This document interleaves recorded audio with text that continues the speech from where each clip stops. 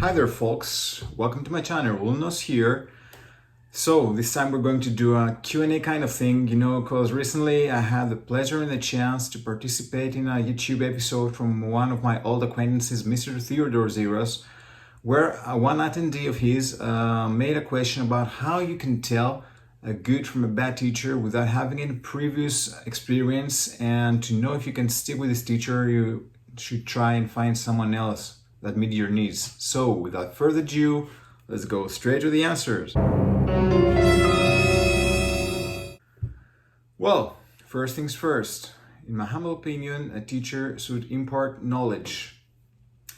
So by saying that, a bad teacher is one, first of all, a person who does not impart knowledge, who does not solve any inquiries. So for example, if you have any question regarding your theory, new theory that you learn, or exercises or techniques, whatever, and you ask your teacher and this teacher is not bothered telling you and explaining things and get bothered about giving you details or anything, well, another point is when a student has some goals, expectations, needs, and the teacher does not meet their needs. Let me explain a little further.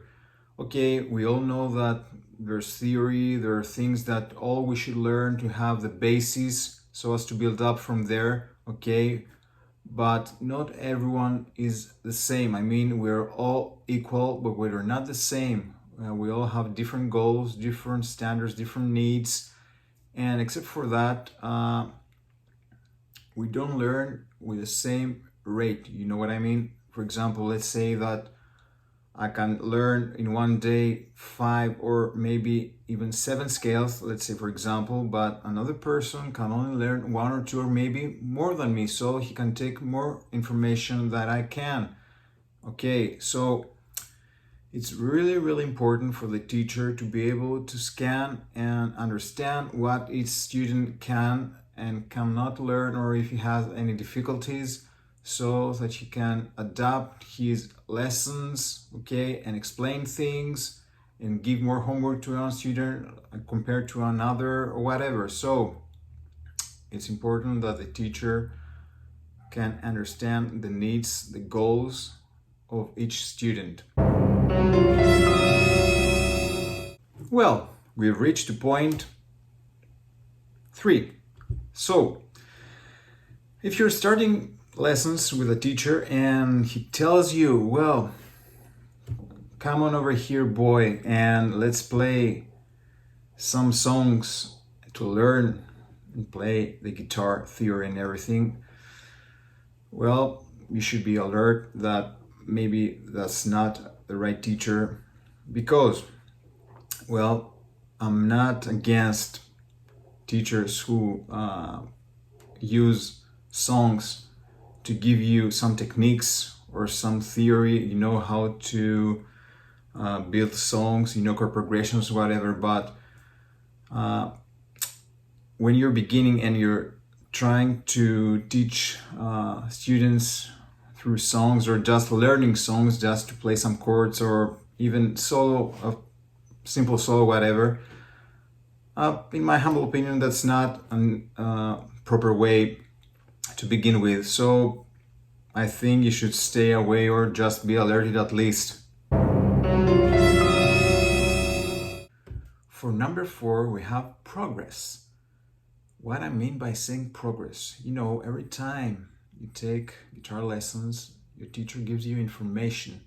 You take this theoretical or even practical information and you have to go home and do your homework, put this into practice your guitar, even write down your notes, your theory, whatever. And in the next lesson, a proper guitar teacher should examine the student so that he knows he's taken the right information and made them his own. So a teacher that does not care about that at all, he doesn't examine you in every next lesson, or he just only shows off himself by playing solos just to impress you and keep his students And we come to our last point, which is number 5. Yeah, number 5. And it's about motivation. You know, we've heard this word numerous times before in our everyday lives the past few years in social media. We use it almost every day in every aspect of our lives. And music and guitar cannot be excluded from this phase. Okay, so what I mean by saying motivation? Well, let's say, for example, that you had a bad day and you couldn't do all your homework or learn your theory or play and practice everything you have for your lesson. I think that your teacher should support you.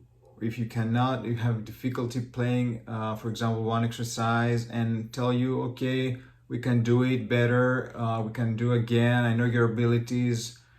In general, support you and motivate you, okay? Because everything is psychological. It begins from our psychology, our spirit, you know. So you have the proper support from our teacher. I think it's really, really important. And of course, the bond that's been developed between the teacher and the students. So really, really important. You have a good bonding and motivation with your teacher. So if he doesn't motivate you, if he does not support you, if he does not care about you, your problems or your concerns regarding music or even your personal life, he could be supportive to you.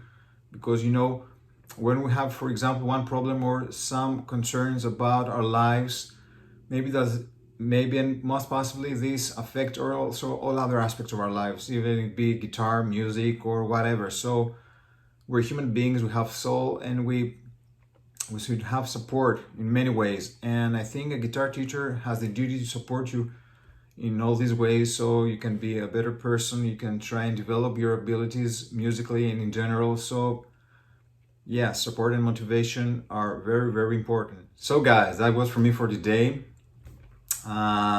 If you have any comments, you can share your experiences, your opinions, which are respectable, of course. You can write me down here in the comments. We can discuss your opinions, your experiences. We can answer more questions if you have. You can express your questions, okay? And if you're digging this and like it, hit the like button, subscribe to my channel, and I'll see you next time. Peace, guys.